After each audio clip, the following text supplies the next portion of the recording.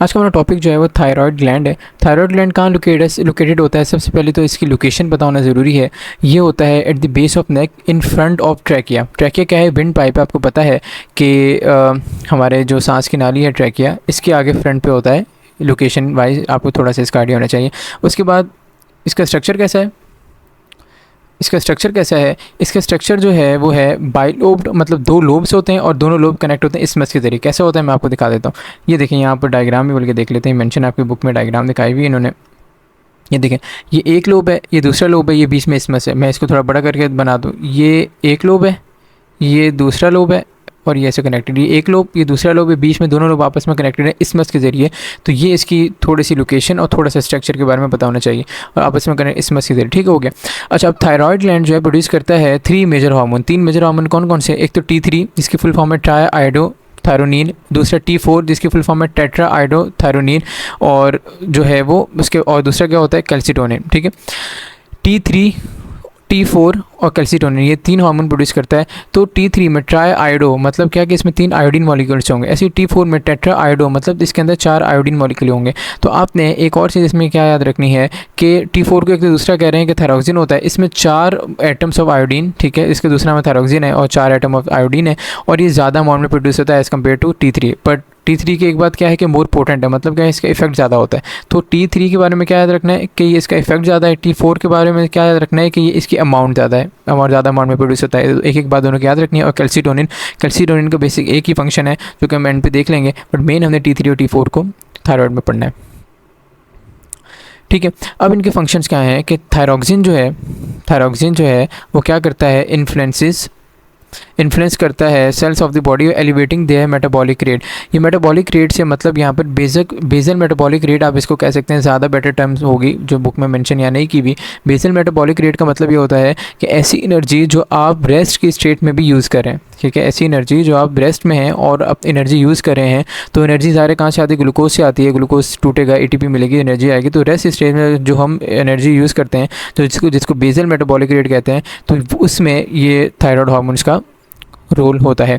तो metabolic rate को जो है वो कंट्रोल करता है। Its effect include increasing oxygen consumption. दायरे मैंने आपको बताया ग्लूकोज टूटेगा तो रिस्पायरेशन के ज़रिए ऑक्सीजन मिलेगी, कार्बन डाइऑक्साइड, वाटर मिलता है और ATP एनर्जी निकलेगी। तो यहाँ पर increasing oxygen consumption, heart rate बढ़ेगा तो ज़्यादा ऑक्सीजन आएगी और ये प्रोसेस जो है रिस्पायरेशन का बढ़ेगा। और synthesis of enzyme that break down glucose and provide energy. तो इन्होंने एक्चुअली अगर आप और करें डिफाइन किया है, बेसल मेटाबॉलिक रेट को ही डिफाइन किया है। कैसे? क्योंकि ऑक्सीजन की कंजम्पशन बढ़ेगी तो ही रिस्पायरेशन होगी, ज़्यादा एनर्जी मिलेगी। हार्ट रेट बढ़ेगा तो ज़्यादा ऑक्सीजन आएगी और सिंथेसिस ऑफ एंजाइम, ऐसे एंजाइम बना रहे हैं जिसकी मदद से ग्लूकोज को तोड़ा जाए। तो मैंने आपको वही चीज़ बताई है कि एट रेस्ट आप ग्लूकोज को तोड़ के एनर्जी लेते हैं, उसका हम नाम देते हैं बेसल मेटाबॉलिक रेट का। तो ये उसको कंट्रोल करता है। ठीक है, अच्छा भाई, इसके बाद क्या है? दूसरा रोल क्या है इसका कि ये कंट्रोल करता है metabolic rates in regulating body temperature and exposure to cold. मतलब क्या कि जब भी मेटाबॉलिज्म होता है बॉडी में, तो उसके मेटाबॉलिज्म का मतलब है रिएक्शंस हो रहे हैं बॉडी में, उसके ज़रिए हीट प्रोड्यूस होती है। ठीक है, तो जब भी ये मेटाबॉलिज्म को कंट्रोल कर रहा है तो हीट प्रोड्यूस होगी और इस हीट से क्या होगा? बॉडी का टेम्परेचर जो है कंट्रोल होगा। इन शॉर्ट ये कहना चाह रहे हैं। और इसकी जो प्रोडक्शन वगैरह है और इसका फंक्शन कैसे कंट्रोल होता है? फीडबैक लूप से। मतलब क्या कि हमने पिछले 1-2 वीडियोज़ में अगर आप गौर करें हों तो हम यही चीज़ को पढ़ें, कौन सा हार्मोन रिलीज़ हो रहा है, कौन सा रिलीजिंग फैक्टर है, कौन सा इसको किस हार्मोन की प्रोडक्शन को बढ़ा रहा है। तो सबसे पहले रिलीज़ होता है हाइपोथैलेमस, जो ब्रेन का पार्ट है, उससे थायराइड रिलीजिंग हार्मोन, TRH जिसका नाम है, थायराइड रिलीजिंग हार्मोन, वो आके एक्ट करता है पिट्यूटरी ग्लैंड पे। अगर मैं यहाँ बनाऊँ हाइपोथैलेमस है, अगर ये हाइपोथैलेमस है और ये मैंने बना दिया पिट्यूटरी ग्लैंड, ठीक है, और ये मैंने बना दिया थायराइड। हाइपोथैलेमस से रिलीज़ होगा थायराइड रिलीजिंग हार्मोन, या क्या करेगा? पिट्यूटरी ग्लैंड के ऊपर। ठीक है, पिट्यूटरी ग्लैंड रिलीज़ करेगा थायराइड स्टिमुलेटिंग हार्मोन। ठीक है, वो क्या करेगा? थायराइड ग्लैंड पे, और थायराइड ग्लैंड पे अपनी सिक्रीशन जो हमने पढ़ा है T3, T4, कैल्सिटोनिन वगैरह सारी चीज़ें रिलीज़ करेगा। तो ये एक इसका फीडबैक लूप है जो कि चल रहा है एक पूरा सीक्वेंस के ज़रिए। तो यही मेंशन है कि थायराइड स्टिमुलेटिंग हार्मोन रिलीज़ होता है। ठीक है, कहाँ से? एंटीरियर पिट्यूटरी से। और थायराइड स्टिमुलेटिंग हार्मोन को भी कौन रिलीज़ कराता है? हाइपोथैलेमस का एक हार्मोन जो कि थायराइड रिलीजिंग हार्मोन है, वो इसको रिलीज़ कराता है। उसके बाद ये हो गए, तो फीडबैक लूप हो गया। उसके बाद ये अब एबनॉर्मेलिटीज़ बता रहे हैं, अलग हेडिंग होनी चाहिए थी, बट खैर इसको यहीं पर देख लेते हैं। एबनॉर्मेलिटीज़ में क्या है कि excess secretion of thyroid hormone, इसको हम नाम देते हैं हाइपरथायराइडिज्म। हाइपर का मतलब होता है ज़्यादा और हाइपो का मतलब होता है कम। तो हाइपर का मतलब है कि ज़्यादा रिलीज हो रहा है थायराइड, तो हाइपरथायराइडिज्म हो जाएगा। इसके सिम्टम्स क्या होंगे? Profuse sweating. क्यों? क्योंकि मैंने बताया कि मेटाबॉलिज्म को कंट्रोल कर रहा है। जब ज़्यादा मेटाबॉलिज्म होगा, ज़्यादा हीट प्रोड्यूस होगी, हीट को बॉडी से निकालने का बॉडी का जो मैकेनिज्म है वो स्वेटिंग है, स्वेटिंग करता है। उसके बाद वेट लॉस होता है। क्यों? क्योंकि इसका मेटाबॉलिज्म में रोल है। मेटाबॉलिज्म का मैंने बताया ग्लूकोज को तोड़ के एनर्जी देता है, तो ज़्यादा ग्लूकोज टूटता जाएगा और एनर्जी कम होती जाएगी और हमारे पास वेट लॉस होना शुरू हो जाएगा बंदे का। उसके बाद हीट इंटॉलरेंस। क्यों? क्योंकि मेटाबॉलिज्म बहुत ज़्यादा हो रहा है, हीट बहुत ज़्यादा प्रोड्यूस हो रही है, तो बंदे के अंदर ऑलरेडी बहुत ज़्यादा हीट प्रोड्यूस हो रही है, तो हीट से वो इंटॉलरेंट हो जाएगा। इरिटेबिलिटी होगी, हाई ब्लड प्रेशर होगा, जैसे हमने ऊपर देखा है हार्ट रेट बढ़ाता है तो हाई ब्लड प्रेशर भी इससे कॉज होगा। दूसरा क्या है? लो, अगर इसकी सिक्रेशन लो हो जाए तो हाइपोथायराइडिज्म हो जाएगा। और इसके सिम्टम्स क्या कैसे होंगे? जैसे वेट गेन हो जाएगा। क्यों? क्योंकि ग्लूकोज यूज़ नहीं हो पा रहा, ठीक है, इसका मेटाबॉलिज्म में काम है ना। जब ये हार्मोन कम हो गया तो ग्लूकोज यूज़ नहीं होगा, जब ग्लूकोज यूज़ नहीं होगा तो ग्लूकोज फैट्स में कन्वर्ट होना शुरू हो जाएगा और वेट बढ़ना शुरू हो जाएगा। उसके बाद लिथार्जी होगी बंदे को बहुत ज़्यादा। उसके बाद कोल्ड इंटॉलरेंस। क्यों? क्योंकि मेटाबॉलिज्म कम हो गया, मेटाबॉलिज्म कम हो गया, हीट कम प्रोड्यूस हो रही है, तो बंदे को ज़्यादा ठंड लगना शुरू हो जाएगी। इवन आप अगर अपने नॉर्मल रूम AC भी आपने चलाया हुआ है तो बंदा उसमें ये भी हो सकता है उस AC वाले टेम्परेचर में भी बंदा कप आ रहा हो, तो ये हालत भी, ये कंडीशन में हो सकती है।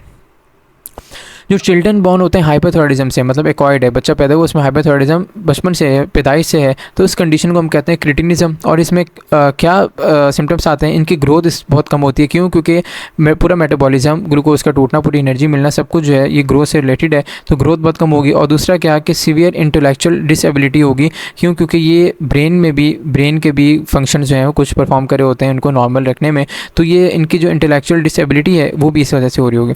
उसके बाद दूसरी कंडीशन है, इसमें क्या होता है कि associated with shortage of thyroid hormone. अगर थायराइड हार्मोन कम हो जाए, इससे क्या होता है कि इनलार्जमेंट ऑफ थायराइड ग्लैंड हो जाती है, इसको गोइटर का नाम देते हैं।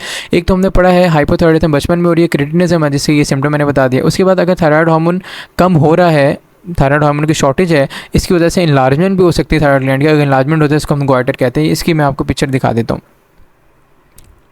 अगर ये यहाँ पर मैंने पिक्चर लगाई, ये अगर पिक्चर देखें तो यहाँ पर अगर देखें थायराइड मैंने बताया था कि इन फ्रंट ऑफ कहाँ है ट्रैकिया के इन फ्रंट में है, तो यहाँ पर इसी रीजन में क्या हो रही है, यहाँ पर इनके पास इसी रीजन में ये देखें यहाँ पर हो रही है इसकी इनलार्जमेंट, ठीक है। अच्छा भाई, इसके बाद हमने यहाँ पर देखना है कि अगला हार्मोन जो इसका कैल्सिटोनिन था, मैंने बताया था उसका रोल। कैल्सिटोनिन क्या है कि कैल्सिटोनिन का, कैल्सी से आप याद रखेंगे कैल्शियम को ये डिपॉजिट कराता है। तो कैल्शियम अगर बॉडी में ज़्यादा हो जाए तो कैल्शियम को डिपॉजिट करा देगा, तो ये मेंशन है लेवल ऑफ कैल्शियम को ब्लड में मेंटेन करता है, अपटेक ऑफ कैल्शियम करा देता है कहाँ पर, बोन्स में, और lowering it's concentration in blood. अच्छा, ये तो हो गया आपका थायराइड आपके बुक के हिसाब से ख़त्म। बट एक कंडीशन बुक में नहीं मेंशन जो कि मेंशन होनी चाहिए थी, वो मैक्सोडीमा है। मैं आपको बता देता हूँ, आपके एमकेट में पूछे जा सकते हैं। मैक्सोडीमा क्या है कि डेफिशिएंसी अगर हो जाए, मैंने बताया था क्रिटिनिज्म क्या है कि बच्चा पैदा हुआ है बचपन से डेफिशिएंसी। मैक्सोडीमा क्या है कि जो बंदे को एडल्ट एज में आके इसकी डेफिशिएंसी होना शुरू है। इसमें क्या होता है, डिपोजिशन ऑफ फैट्स होना शुरू हो जाएगी। क्यों? क्योंकि मेटाबॉलिज्म कम हो गया है और बंदा इसी वजह से ओवरवेट हो जाएगा, और जो आपके पास बस ये मेन सिम्टम्स इसके पास आ रहे होंगे। तो ये यहाँ पर मेंशन नहीं है, आपको थोड़ा सा इसका आइडिया होना चाहिए मैक्सोडीमा का, ठीक है। ये थायराइड का आपको टॉपिक एंड होता है।